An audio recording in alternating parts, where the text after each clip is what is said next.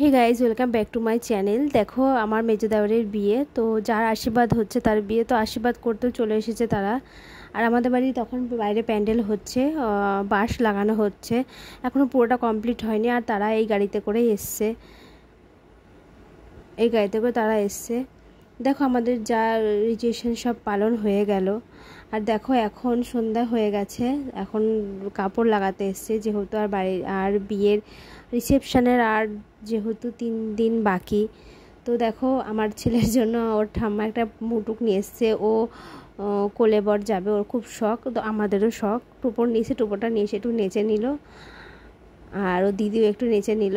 আর ওর বাবা আমার সাথে বলা কওয়া করছে যে বাবাকে তো ভালোই লাগছে টোপরটা পরে, যেহেতু কোলে বর যাবে ওর জন্য একটা ধুতি ও পাঞ্জাবি আনা হয়েছে, তো সেটা পরে তারা কোলে বর যাবে।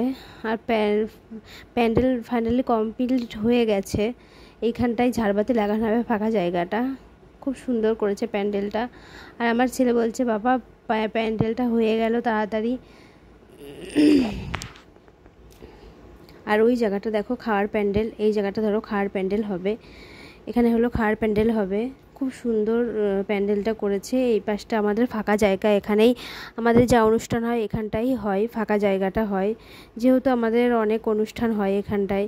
আমরা সকাল সকাল ভোর 5টার সময় উঠেও পড়েছি, উঠে পড়ে এখন নান্নি মুখ করে তারপরে ঘাটকে নেমন্তন্ন করতে যেতে হয়, তো আমরা বেরিয়ে পড়েছি ঘাটকে নেমন্তন্ন করতে যাওয়ার সময়।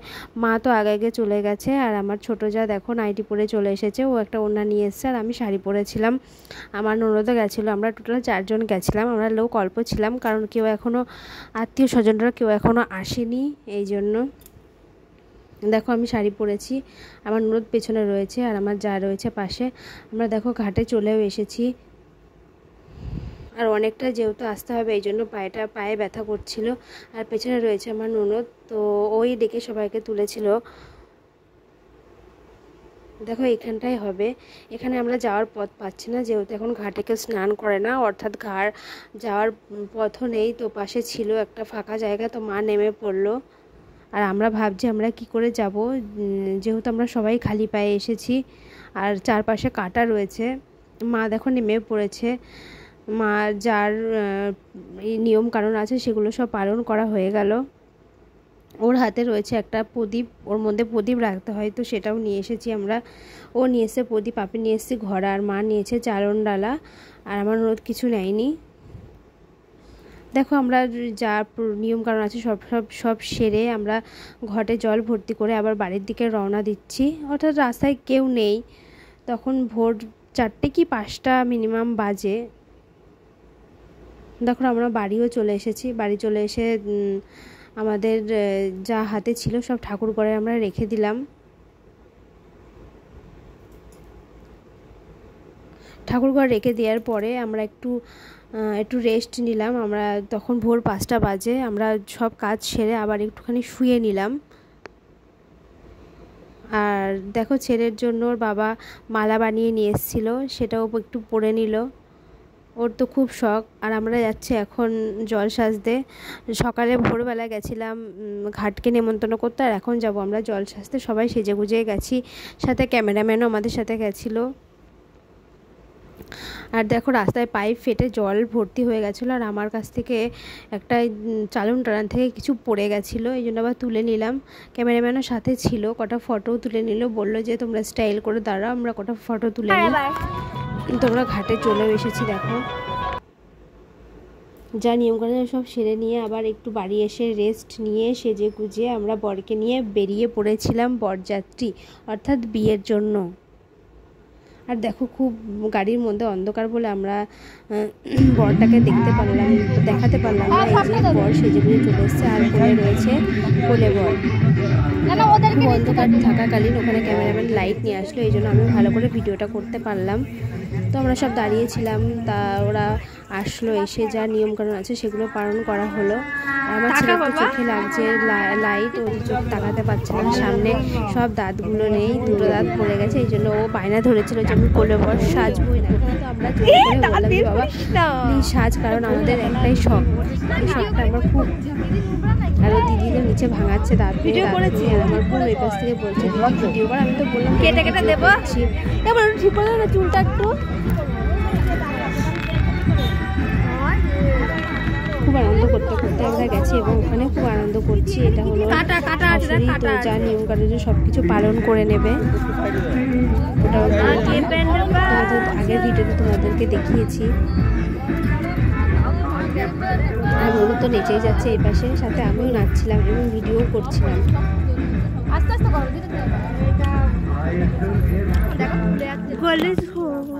আর বাইরে সব বাজি ফোটাচ্ছিল, তারা বলছে যে কোথায় বাজি ফোটাবো, সব জায়গায় পাটখাটি রয়েছে, তো আমরা দূরে গিয়ে একটু বাজি ফোটালাম। যা নিয়ম করা আছে সব কিছু সেরে নিল।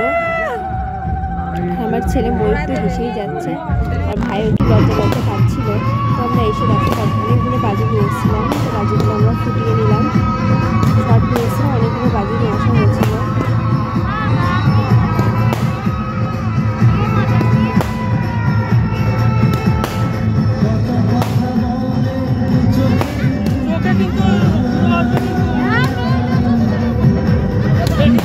বাজি টাজি ফোটানো হয়ে গেল, তো আমি আগে চলে এসেছিলাম তোমাদেরকে দেখাতে, যে বউকে দেখাতে আমি চলে এসেছি। দেখো আমার সেজে গুজে ঘরে বসে আছে, আর যার বিয়ে যেহেতু আমার মেজো ভাই, তাকে অন্য ঘরে রাখা হয়েছিল, সে এসে অন্য ঘরে ঢুকেছিল। আমি এসে আগে চলে এসেছিলাম বউকে দেখানোর জন্য। ওই যে বসে আছে, আর তার পাশে বসে আছে ওর দিদা। খুব সুন্দর লাগছে, নিজে নিজেই সেজেছে, খুব মিষ্টি। এবার পাশে আমি ক্যামেরা নিয়ে চলে আসলাম, যে আরও বাজি ফোটাচ্ছিল তা দেখানোর জন্য। সবাই বাজি ফোটাচ্ছিল, আমার আরও অনেকে, বাজিগুলো অনেক নিয়ে এসেছিল। আমি তো বলছি বাবা আস্তে ফোটা বা গায়ে লাগবে, কিন্তু শুনছে না, ও সাহস প্রচুর। তো দেখো বউকে নিয়ে চলে এসেছে, ভালো জায়গায় বসেছি। বউকে নিয়ে চলে এসেছি। দেখো 7 পাক এখন শুভ দৃষ্টি হবে, তারপর 7 পাক ঘোরানো হবে। আর ওদিক থেকে তো আমার দেওর কাকা শ্বশুরের মেয়ে ওদিক থেকে চেয়ারে বসে আছে, আর আমার শ্বশুর কাছ থেকে বলছে যে বড় বৌমা হয়ে বসে চেয়ারে বসে দেখছে কোনো কিছু ওদিক থেকে। আমি বললাম যে আমি আমার কর্তব্য আমি পালন করছি, আমি ঠিক সাথে আছি, কিন্তু আমার অন্য সবসময় ছিল পাশে, ও ওদেরকে সবসময় পাশে ছিল। যে যা নিয়ম আছে সব পালন করা হলো, 7 পাক ঘোরানো হলো, তারপর হবে শুভ দৃষ্টি। এই যে শুভ দৃষ্টি শুরু হয়ে গেছে, তারপর হবে সিঁদুরদান, তারপর যা নিয়মকানুন আছে সেগুলো পালন করে নিয়ে আমরা বাড়ির দিকে রাতারাতি বাড়ির দিকে রওনা দেবো। দেখো ওদেরকে আবার নিয়ে যাওয়া হচ্ছে, যেহেতু এই ড্রেস চেঞ্জ করে অন্য ড্রেস পরে আমাদের যে পোশাক আমাদের যে বাড়ির থেকে পাঠানো হয়েছিল সেই সব পরে বিয়ে হবে। তো যা আছে সব অর্ধেক পালন করা হয়ে গেল, তারপর তার ড্রেস চেঞ্জ করে চলে আসলো। এইবার হবে খই ফেলা।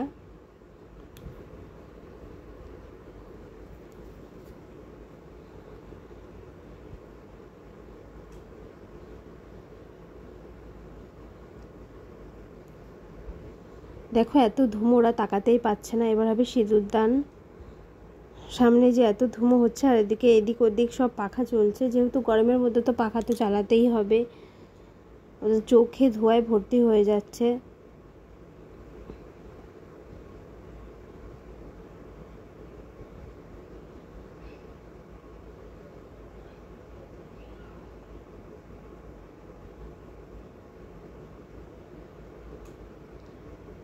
ওরা তাকাতেই পাচ্ছে না, তাই বোন আবার ধরে রয়েছে ওই দিকটা, আর দিক থেকে মেজো বোন দিদি ধরে আছে এই পাশটায়। তো সিঁদুরদান দেখো হয়ে গেল।